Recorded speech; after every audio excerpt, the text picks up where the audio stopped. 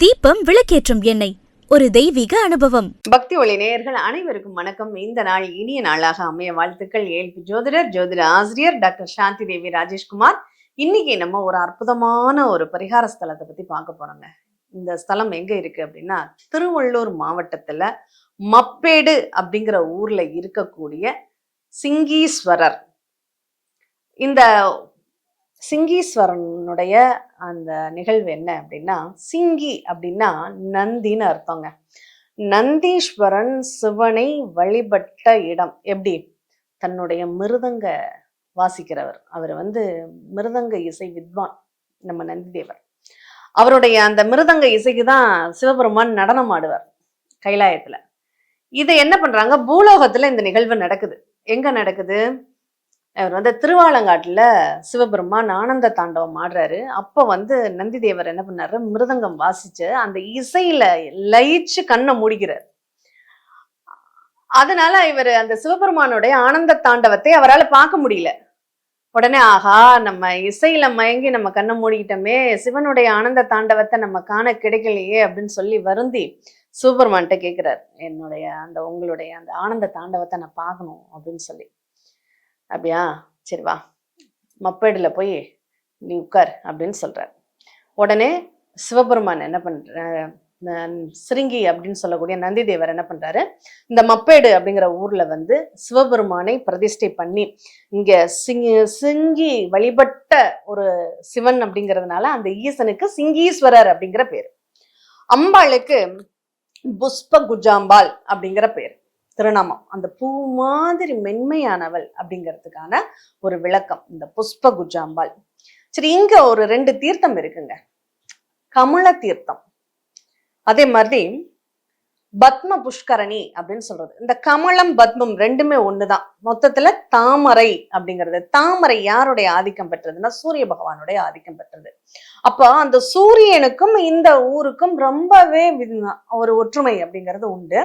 அங்க சூரிய பகவானும் அங்க தனியாவே இருக்க, சூரியனுடைய சன்னதியும் அங்க இருக்கு. அதே நேரத்துல இங்க இன்னொரு ஒரு சிறப்புக்குரிய ஒரு விசேஷம் என்ன தெரியுமா, இங்க நந்தி தேவரே இசைக்குரியவர், மிருதங்கம் வாசிக்கிறவர். ஆனா இங்க வீரபாலீஸ்வரர்னு ஒரு 5000 வருட பழமையான சிவாலயம் உண்டு. ஆதித்த கரிகாலனால் கட்டப்பட்ட ஆலயம் அது. இந்த வீரபாலீஸ்வரருக்கு நேர் எதிர்த்தாப்புல, சொன்னா ரொம்ப ஆச்சரியப்படுவீங்க, நம்ம ஆஞ்சநேயர் கதையெல்லாம் இல்லாமல் இவங்க என்ன பண்றாரு, கையில வீணை வாசித்த ஆஞ்சநேயராக இங்க காட்சி கொடுக்கிறார். இந்த வீரபாலீஸ்வரருக்கு எதிரில அந்த வீணை ஏன் இந்த இடத்துல அந்த மாதிரி ஒரு காட்சி இங்க கொடுக்கறாங்க அப்படின்னா, இந்த மூல நட்சத்திரத்திற்கு மிகச்சிறந்த ஒரு வழிபாட்டு ஸ்தலம் இது அப்படின்னு சொல்லலாம். ஏன்னா நம்ம சரஸ்வதி தேவி என்ன பண்றாங்க, வெண்தாமரை தண்டால ஆஞ்சநேயரினுடைய நாவல்ல ஒரு பீஜத்தை எழுதுறாங்க. சிங்கநாத பீஜம் மந்திரத்தை எழுதுறாங்க. இந்த சிங்கநாத பீஜ மந்திரத்தை எழுதினதுக்கு அப்புறம் அந்த ஆஞ்சநேயரனுடைய சொற்கள் ரொம்ப தெளிவாகவும் ஒரு உயிர்களை காப்பாற்றக்கூடிய சக்தி உடையதாகவும், அவர் என்ன பண்றாரு, ரொம்ப ஒரு சொல்லின் செல்வர் அப்படிங்கிற ஒரு பட்டத்தை வாங்கக்கூடிய அளவுக்கு அவருடைய சமயோஜித புத்தியாகவும் அவர் செயல்பட ஆரம்பிச்சிடுறார். எல்லா கேள்வி இதுலையும் தேர்ச்சி பெற்று சிறந்த ஒரு அறிஞராகவும் அவர் உருவாகிறார். நம்ம சரஸ்வதி தேவி கையில வீணை வச்சிருப்பாங்க இல்லையா, அந்த மாதிரி இங்க ஆஞ்சநேயரும் அந்த கையில இசை யானத்தோட இருக்கக்கூடியவராக இங்க காட்சி தர்றாரு. அதனால இசைத்துறையில் நீங்க சாதிக்கணும்னு ஆசைப்படுறீங்களா, கட்டாயம் இந்த ஆலயத்துல போய் வீரபாலீஸ்வரரையும் அதுக்கு எதிர்த்தாப்புல உள்ள ஆஞ்சநேயரையும் நீங்க வழிபாடு பண்ணுங்க. வீணை ஆஞ்சநேயரையும் மிருதங்கம் வாசிச்ச நந்தீஸ்வரரும் அங்க இருக்கிறதுனால இந்த ஆலயம் இசைத்துறையில் சாதிக்கணும்னு நினைப்பவர்களுக்கு ரொம்ப சிறந்த ஆலயம். சரி, இந்த ஊரினுடைய மப்பேடுங்கிறது எப்படி இருந்தது அப்படின்னா, இங்க மெய்ப்பேடு அப்படிங்கிறது தான் இதனுடைய உண்மை பெயராக இருந்திருக்கு. இன்னும் ஒரு பேர் உண்டு, திருமால்பேடு அப்படின்னு சொல்லிட்டு. என்னடா அது ஆச்சரியமா இருக்கு, மெய்ப்பேடு ஒத்துக்கலாம், திருமால்பேடு அப்படின்னா, பேடுன்னா பெண் அப்படின்னு அர்த்தங்க. இங்க நமக்கு தெரியும், திருப்பார்கடலை கடைஞ்சு அந்த அமிர்தம் வரும்போது மகாவிஷ்ணு மோகினி அவதாரம் எடுத்திருந்தாங்க அப்படின்னு சொல்லி. அந்த மோகினி அவதாரத்தை களைத்து தன்னுடைய உண்மையான ரூபம் வெளிப்பட வேண்டும் அப்படிங்கிறதுக்காக இங்க வந்து இந்த ஸ்தலத்தில் வந்து ஈசனை வழிபடுறாங்க நம்ம மோகினி.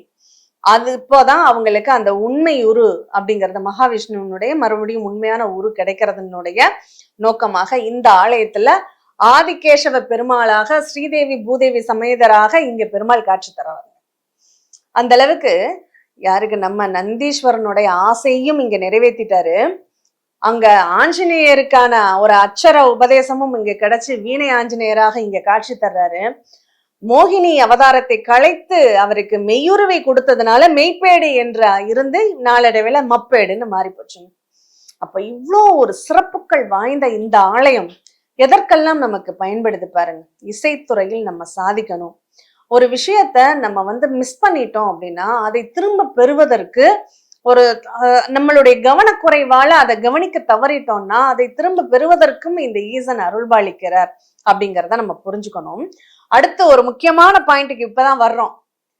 எலும்பு சம்பந்தமான கால்சியம் சத்து குறைபாடு, எலும்பு தேய்மானம் உள்ளவர்கள் இங்க வந்தா அவங்களுக்கு அந்த பிரச்சனைகள் சரியாகும். எப்படிங்க, கொடிமரத்தை நந்திக்கிட்ட இருந்து அந்த கொடிமர இங்க வந்து ஒரு கல்லு ஒண்ணு உண்டு, நவ வியாக்கரண கல்லுன்னு ஒண்ணு உண்டு. அந்த கல்லு மேல ஏறி கொடிமரம் வழியாக நந்தீஸ்வரன் வழியாக அங்க சிவனை தரிசனம் செய்யும் போது எலும்பு சம்பந்தமான நோய்கள்ல இருந்து அவங்களுக்கு நிவாரணம் கிடைக்கும் அப்படிங்கிற ஒரு அரிய தகவலும் அந்த ஆலயத்துல நமக்கு கிடைச்சது. அதனால ரொம்ப நமக்கு எலும்பு பலம் பெறணும்னா சூரியனுடைய அனுகிரகம், நமக்கு விட்டமின் டி குறைபாடு அப்படின்னாலும் நமக்கு பிரச்சனைங்க, கால்சியம் சத்து குறைபாடு அப்படிங்கிறது அந்த சூரிய பகவானுடைய நிகழ்வு. அதனாலதான் இங்க பத்ம புஷ்கரணி, கமல தீர்த்தம் அப்படிங்கிறது எல்லாமே அந்த சூரியனுடைய நிகழ்வாக, அந்த சூரியனுக்கும் தனி சன்னதியோட இருக்கக்கூடிய ஒரு அற்புதமான ஒரு ஆலயமாக இருக்கிறதுனால நம்ம ஆரோக்கியம் சம்பந்தமானது, நம்ம இசை ஞானங்கள் சம்பந்தமானது, படிப்பு சம்பந்தமானது எல்லாத்துக்கும் இந்த ஆலயம் மிகச்சிறந்த, அதுவும் மூல நட்சத்திரக்காரர்கள் பிரத்யோகமாக வழிபடக்கூடிய ஒரு வித்தியாசமான சிறந்த ஒரு பரிகார ஸ்தலமாக இந்த மப்பேடு சிங்கீஸ்வரர் இருக்காரு. இதை பார்க்கக்கூடிய வாய்ப்பும் நமக்கு சமீபத்துல கிடைச்சது. அதனால அந்த சிங்கேஸ்வரர் ஈசனை தரிசனம் பண்ணிட்டு, அந்த அம்பாளை தரிசனம் பண்ணிட்டு நம்ம பிரகாரத்தை சுத்து வரும்போது ராஜகோபுரம் தெற்கு பார்த்து இருக்குங்க. அது ரொம்ப விசேஷம், தெற்கு பார்த்து ராஜகோபுரம் இருப்பது. அங்க அம்பாள் சன்னதியும் நம்ம லிங்கேஸ்வரர் சன்னதியும் எப்போதும் கிழக்கு பார்த்து நோக்கிதான் இருக்கு.